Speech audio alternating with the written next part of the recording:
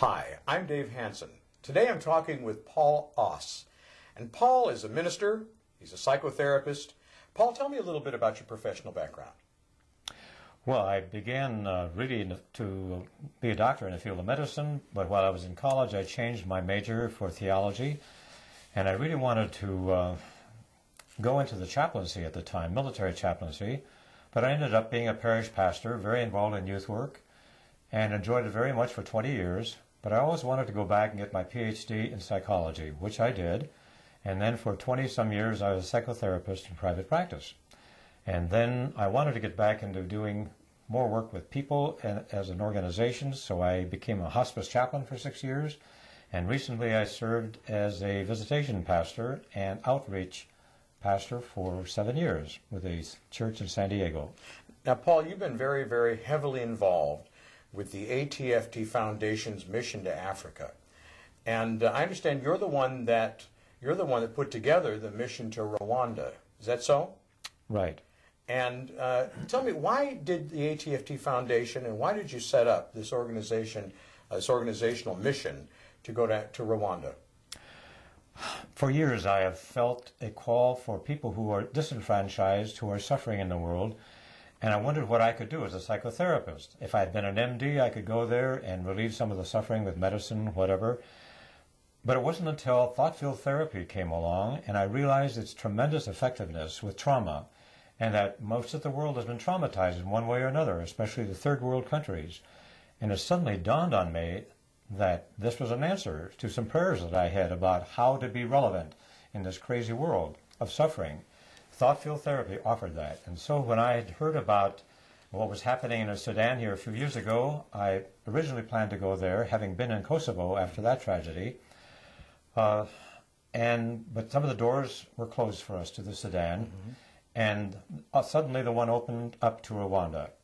Thanks for people that I know in the embassy, the United States Embassy there, who were volunteers.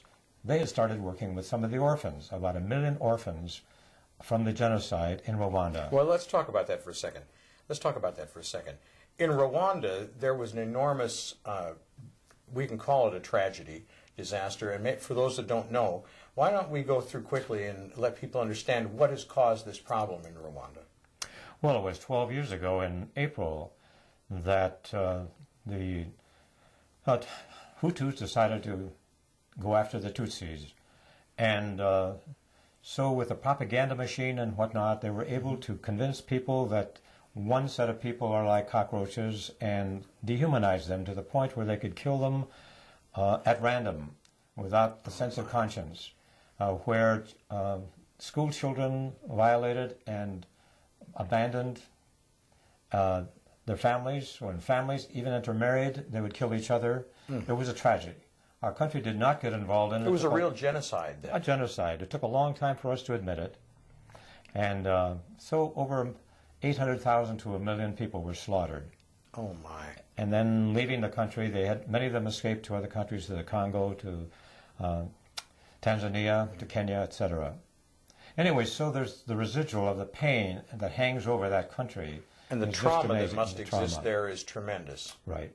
So these 400 children that we went to work with, and El Shaddai, it really means, it's a Hebrew word for God Most High. Mm-hmm. It's started by some religious people, these children are the victims of not only the genocide 12 years ago, but also the AIDS epidemic, as well as poverty. Mm-hmm. And they're all three continuing traumas for them because they haven't resolved the one from the genocide. That must be a heartening experience for you to be able to go and lend that kind of assistance to these people. Well, it is. We were there a year ago. I took an OBGYN surgeon and another trauma therapist, TFT therapist, and we went to Rwanda and the Congo, where we trained in the Congo 9 people to be therapists, mm-hmm. and we trained another 18 people in Kigali, Rwanda.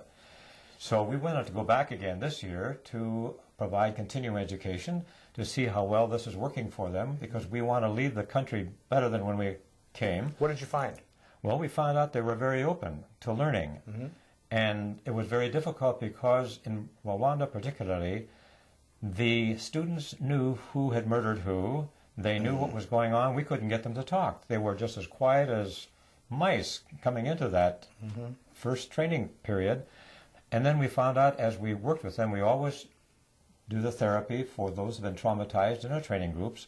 We would have to have one person remain doing the training, and another one would go to an individual room and work with the individual students. And by the time the week was over, of course, they began to chatter with each other and open up. There was healing and reconciliation going on between them, as well as to learn how to do this with the people that they knew, still traumatized and distrusting of each other. So it was an exciting thing. But then when I wanted to go back, I found out this thing about the orphans that was happening, and so I decided to take a larger team along. And I wanted to take a group of therapists where we could also do some research on the effectiveness of our work. So along with an assessment team to see what do these orphans really need, we wanted to bring this element, this strong addition of our trauma work. What is it that you found when you went there in this research? What did you find? Well, the first thing that we found, which always happens in this kind of work, that the people we try to help give